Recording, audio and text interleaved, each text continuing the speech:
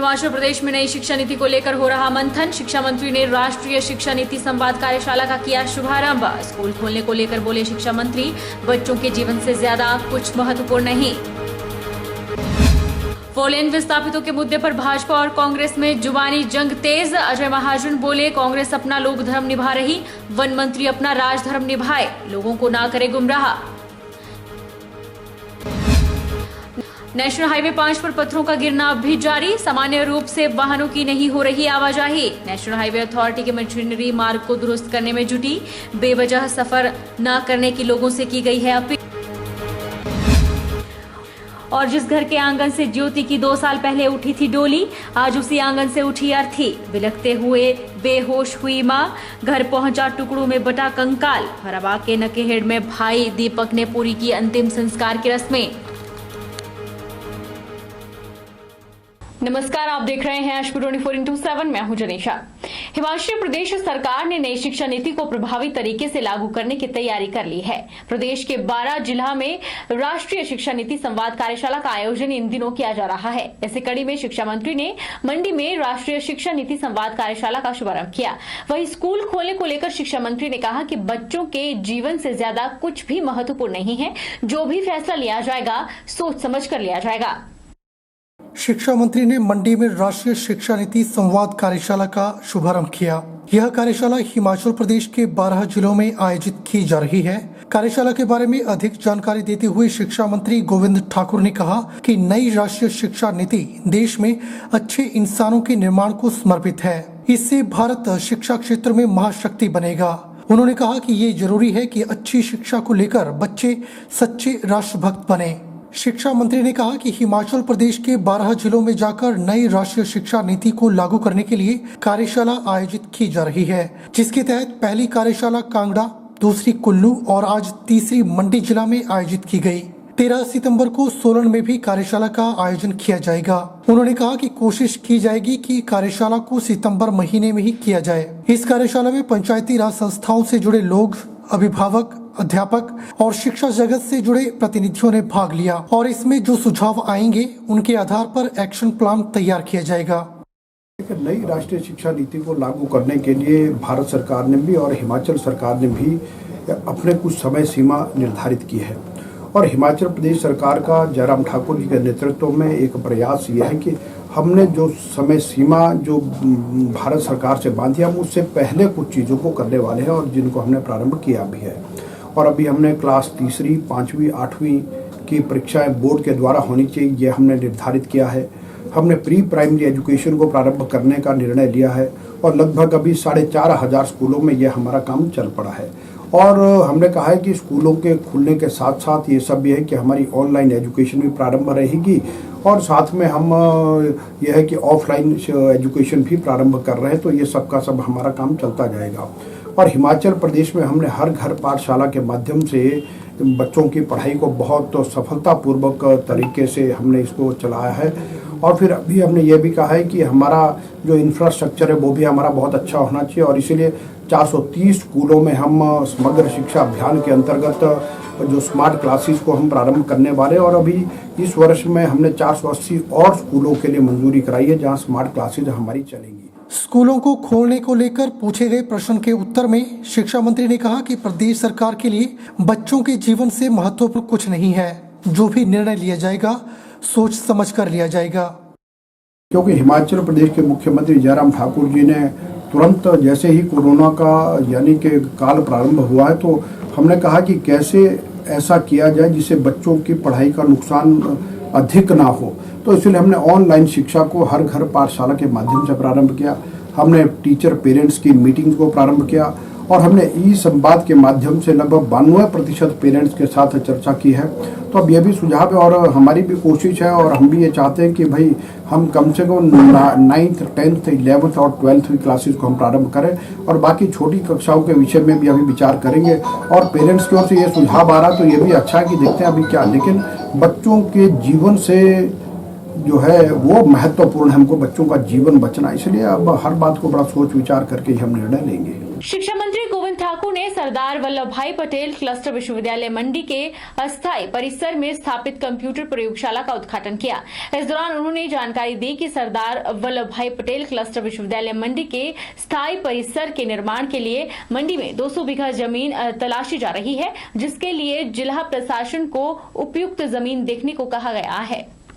शिक्षा मंत्री गोविंद ठाकुर ने कहा कि मुख्यमंत्री जयराम ठाकुर क्लस्टर विश्वविद्यालय मंडी की हर समस्या के समाधान के लिए प्रतिबद्ध है।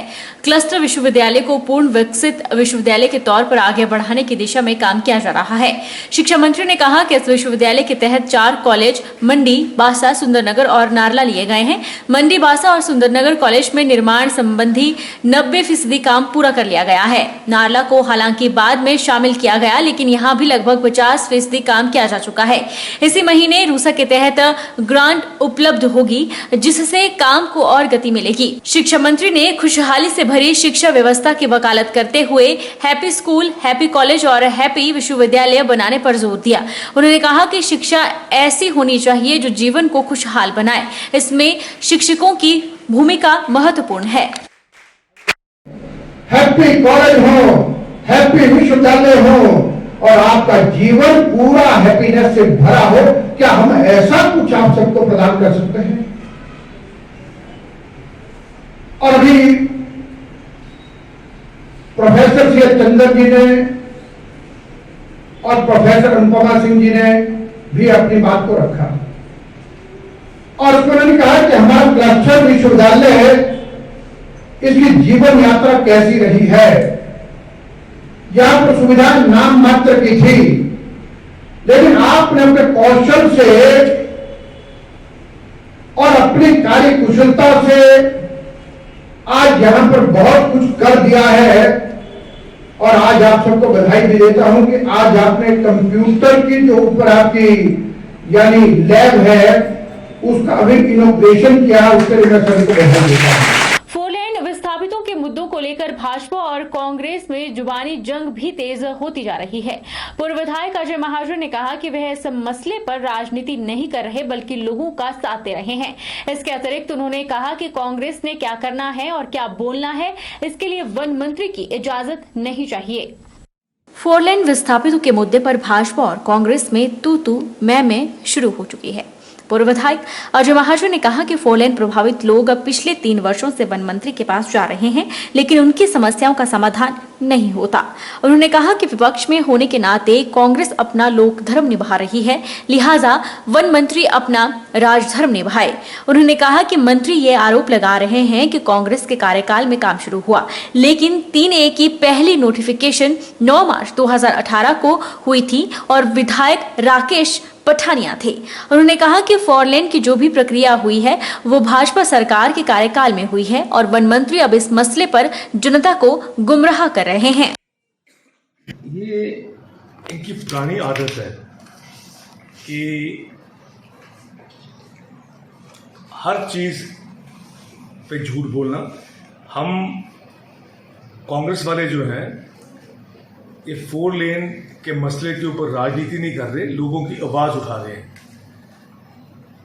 और इन्होंने ये भी कहा कि कांग्रेस के जो हम हैं, जो कांग्रेस वाले हैं, कि हमें ये इसके बारे में बोलने का कोई हक नहीं क्योंकि हम कुछ कर नहीं सकते।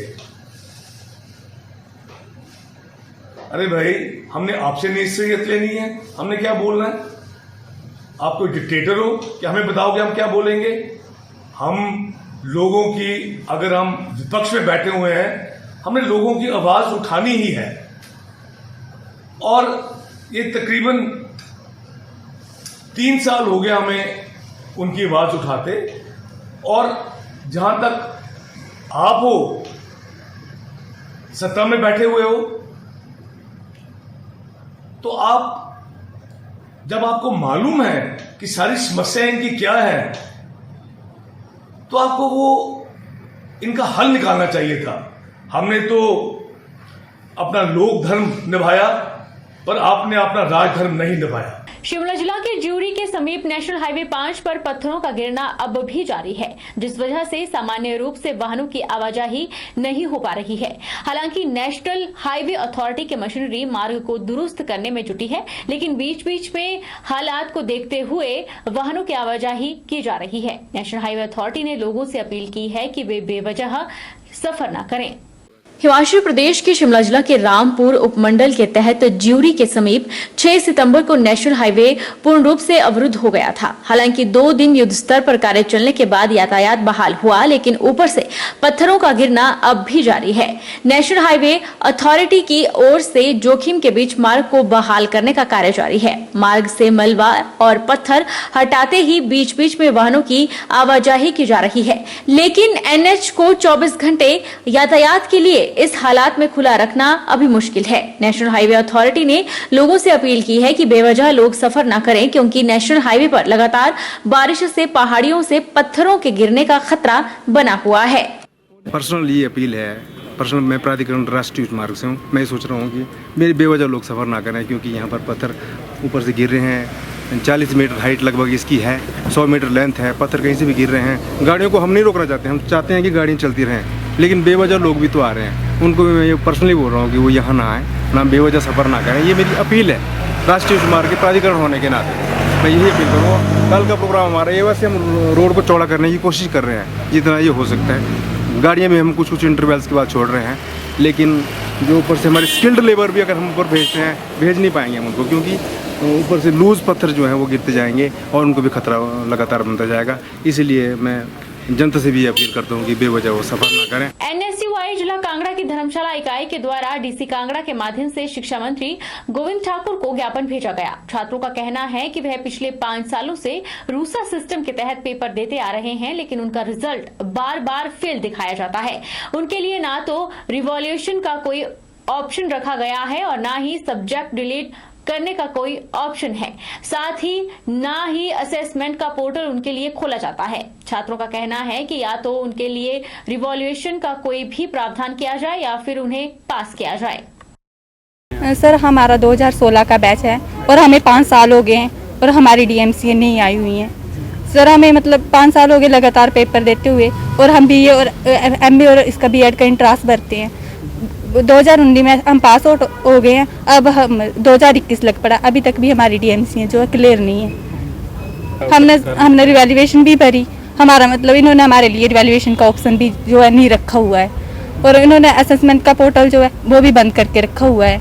और ना ही हम 2016 वालों का बैच के लिए कि ना हम सब्जेक्ट कटवा सकते हैं, ना हम रिवैल्यूएशन भर सकते हैं, ना हम मतलब असेसमेंट बढ़वा सकते हैं मतलब, और ना हम आगे जा सकते हैं मतलब। अब हम पेपर देंगे तो उसके लिए हमें 5000 रुपये देना पड़ेगा, तब हम पेपर दे सकते हैं। 5 बार दे चुके हैं हम, 5 साल हो गए लगातार पेपर देते हुए, कोई भी पेपर हमने मिस नहीं करा हुआ है। Mental health and psycho social support इन कोविड-19 विषय पर 3 दिवसीय कार्यशाला का आयोजन सोलन में जिला आपदा प्रबंधन प्राधिकरण द्वारा किया जा रहा है।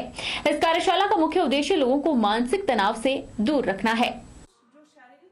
आपदा प्रबंधन प्राधिकरण के जिला कार्यक्रम अधिकारी अपूर्वा ने बताया कि लोगों को मानसिक तनाव से किस तरह से बचाया जा सकता है। इस बारे विभाग द्वारा 3 दिवसीय कार्यशाला का आयोजन किया जा रहा है, जिसमें विभिन्न विभागों के पदाधिकारी भाग ले रहे हैं और आगामी समय में वह इस कार्यशाला से सीखकर अपने अपने विभागों में जाकर लोगों को मानसिक तनाव के बारे जागरूक करेंगे, ताकि कोई भी लोग मानसिक रोग से ग्रसित न हो। इस ट्रेनिंग का उद्देश्य है मेंटल हेल्थ और उससे जुड़े कई महत्वपूर्ण बातों के बारे में बात की जा रही है। और जो एक स्टिग्मा रहता है मेंटल हेल्थ डिसऑर्डर्स के साथ, जैसे डिप्रेशन के पेशेंट या एंग्जाइटी के पेशेंट होते हैं, उनके साथ एक स्टिग्मा रहता है, तो उसको दूर करना इसका मेन उद्देश्य है। ये जानकारी हम स्निपेट्स में भी रिकॉर्ड कर रहे हैं ताकि उसका आईसी बनाकर लोगों तक पहुंचाया जाए। और ये जो रिप्रेजेंटेटिव्स हमारे पास सभी डिपार्टमेंट्स के हैं, जैसे वुमेन चाइल्ड डेवलपमेंट्स हैं, पंचायतों के रिप्रेजेंटेटिव्स हैं और एमसीज के रिप्रेजेंटेटिव्स हैं, हम इनसे उम्मीद रखेंगे कि ये आगे जाकर जो भी यहाँ से सीखते हैं उसे अपने रिस्पेक्टिव जुरिसडिक्शंस में इसके बारे में बताएं। वहीं कार्यक्रम में भाग लेने आए विभिन्न विभागों के प्रमुखों ने बताया कि उन्हें इस कार्यशाला में अमूल्य जानकारी मिल रही है और अपने अपने अधिकार क्षेत्र में जाकर वह इस जानकारी को लोगों तक पहुंचाएंगे, ताकि कोई भी मानसिक रोग से ग्रस्त ना हो सके। कोविड के बाद बहुत सारे लोगों की जॉब्स चली गई हैं और फाइनेंशियल उनको प्रॉब्लम हुई है, तो इस वजह से घर में भी परेशानियां हुई हैं और उसी वजह से वो ज़्यादा मारपीट वगैरह हो रही है। तो हम किस तरीके से उन लेडीज़ की हेल्प कर सकते हैं, ये एक हमें बहुत फ़ायदेमंद आज ट्रेनिंग में पता चल रहा है। और किस तरीके से हमारे जो भी फैमिली की प्रॉब्लम्स हैं वो हमारे मेंटल हेल्थ से उसका क्या रिलेशन है, हम किस तरीके से अपने सोच को बदल कर और अपनी फैमिली को एक मोटिवेशन दे सकते हैं, अपने बच्चों का एक अच्छा करियर बना सकते हैं। जो हमारे मेंटल हेल्थ पर या समाज पर क्या असर हो रहे हैं, साइकोलॉजिकल इफ़ेक्ट्स, उसके बारे में बहुत अच्छी ट्रेनिंग यहाँ पर दी जा रही है। श्योरली जब मैं वापस अपने फील्ड में जाऊँगी तो जो हमसे जुड़े हुए लोग हैं, चूँकि मैं समाज शिक्षा से संबंधित हूँ, तो ये मैं आगे भी काफ़ी सारे लोगों में बता पाऊँगी। ट्रेनिंग का जो मकसद है जो वो है कि पोस्ट कोविड जो चीज़ें चेंज हो रही है, जो मेंटल हेल्थ पे फ़र्क पड़ रहा है लोगों की, चाहे वो जॉब कर रहे हैं या बच्चे हैं या लेबर क्लास हैं, तो उनमें क्या क्या चेंजेस आ रहे हैं, उनके मेंटल क्या क्या इश्यूज़ हैं, उनको हम कैसे हैंडल कर सकते हैं और उन लोगों के बीच में कैसे जाके उनको हेल्प कर सकते हैं हम, और किस टाइप की हम अपनी जो हम जैसे सोशल सर्विस करते हैं कि उसको कैसे वहाँ पे हम इनकॉर्पोरेट कर सकते हैं उन लोगों के लिए। तो बड़ी ही अच्छी ट्रेनिंग है। वक्त तो चला है छोटे से ब्रेक का।